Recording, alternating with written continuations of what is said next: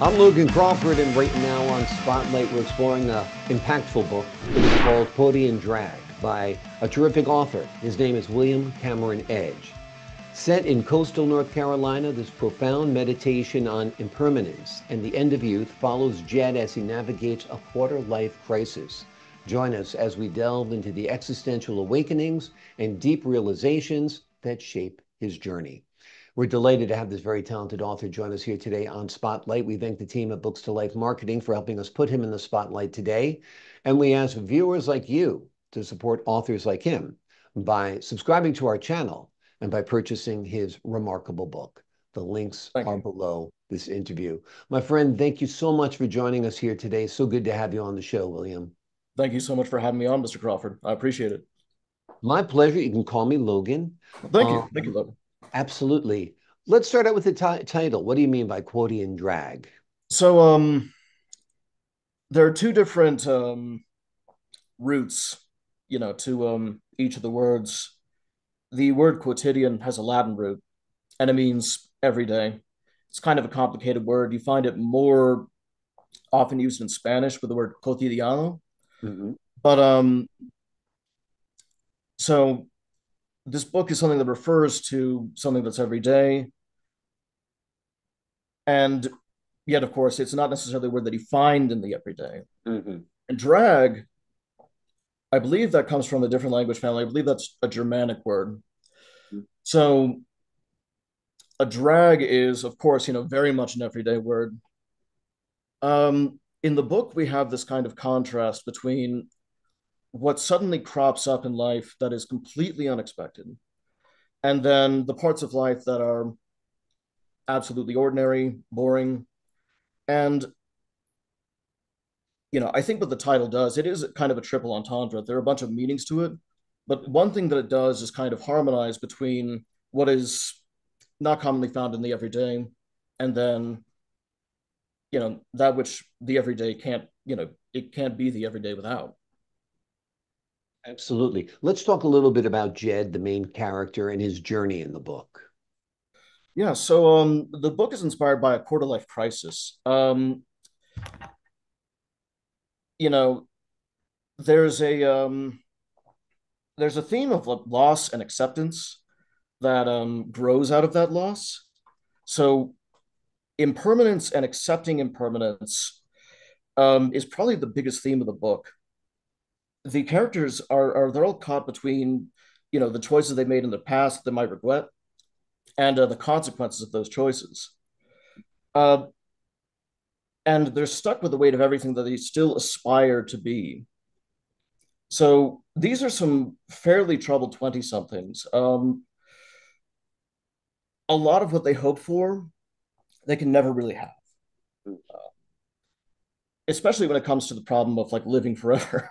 Yeah. So the problem of dying and of loss, especially the gradual loss of yourself, your identity, the ways that we change over time, the ways that we lose our vitality. Mm-hmm. There's always another side to everything. So acceptance can grow out of loss. And the book explores the possibility of the fruit of that acceptance kind of overpowering and outweighing the pain of loss. Whether this is, all of these are discussed, the loss of family members, of friends, and of what one believes makes one so valuable. So the book explores the possibility that loss can actually have a rejuvenating effect on the soul. What's the inspiration behind this? Are these musings and ponderings that you had, and you decided to flesh it out more in a novel form? Tell us a little bit about the inspiration. So the inspiration is actually a quarter life crisis, not just mine, but what I notice is kind of a trend, and not just quarter life crises, but crises at any intersection in one's life.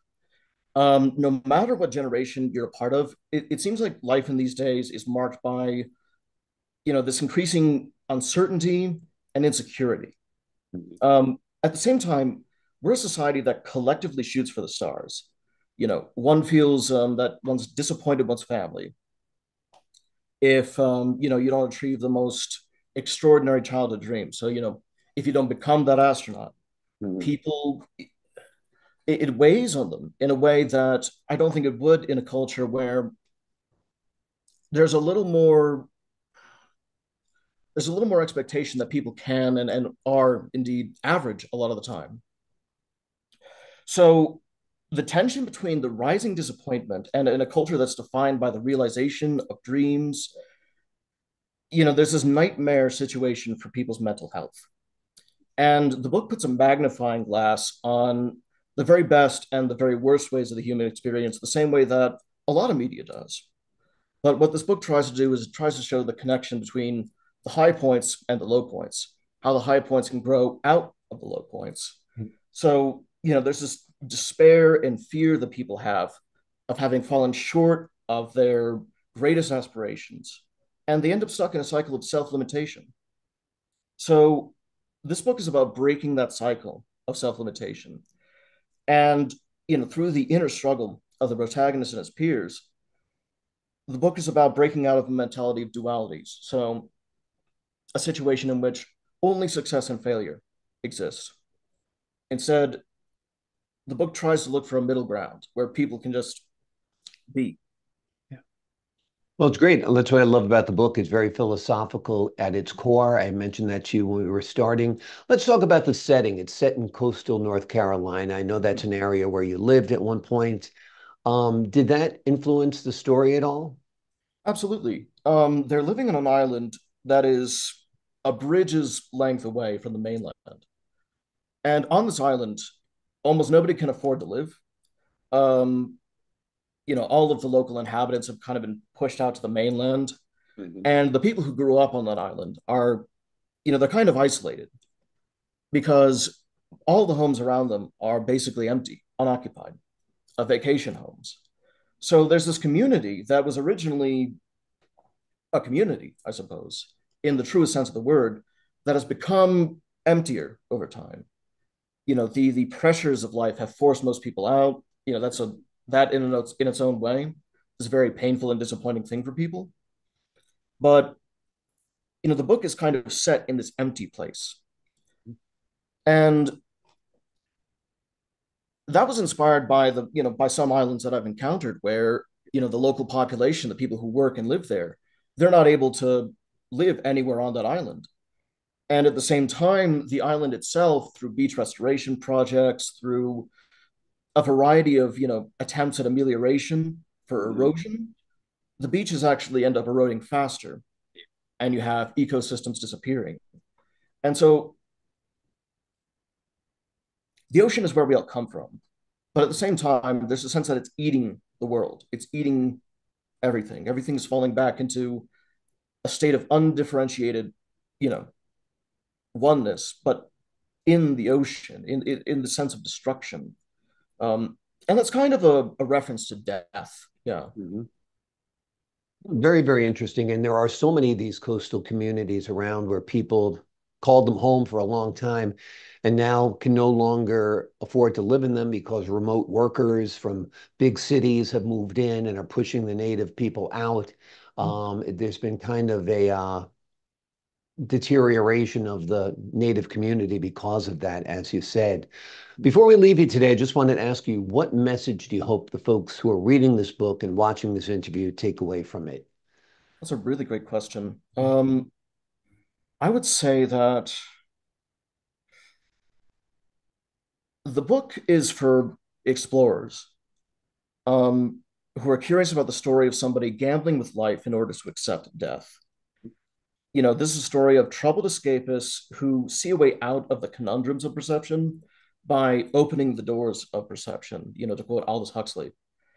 Um, Forays into that extraordinary territory of challenging our lack of connection with reality and of challenging perception itself and pushing our illusions to the point that they break. What they find in the course of this kind of alchemical exploration is not an escape from perception. It's an encounter with how shallow and flimsy perception and our sense of what is going on can be, and how terrifying it is to look outside and see the void. Mm. Rather than escaping from their lives temporarily, as happens with traditional escapism. Every day can become a kind of relief from inexperience, a relief from death, relief from boredom, the sense that we're alive here and now. And that is a kind of, extraordinary blessing. It's not a curse that we're stuck here from day to day, stuck in our illusions, stuck in our challenges, stuck with our ego and the weight of it. To leave everyday experience behind and return to it liberated from the fundamental weight of feeling that you're stuck here. Yep. It's why the book's blurb speaks so much about death and overcoming yourself. There's an old saying, popularized by John Kabat-Zinn, he who dies before he dies does not die when he dies. There's an extra little paradox to that, though. You can't get rid of your ego by an act of volition, especially one motivated by egotistical self-interest. That's a paradox. So what these characters seek out for themselves is something that can only be attained spontaneously. So if you're curious about spiritual journeys, counterculture, paradoxes, and what ties them all together, this book was written for you. Well said, very insightful. The name of the book is Quotidian Drag. It's written by William Cameron Edge. It is set in a coastal North Carolina town. It is a profound meditation on the impermanence and the end of youth. It follows a character by the name of Jed as he navigates not a midlife crisis, but a quarter-life crisis. It's very profound in its ponderings. It's a book that I'll have you reflect upon your own life as well. Excellent. Highly recommended. William, thank you so much for joining us here today on Spotlight. Thank you so much, sir. I appreciate your time, William. To the folks at home, I'm Logan Crawford, thanking you for your time, this time until next time on Spotlight.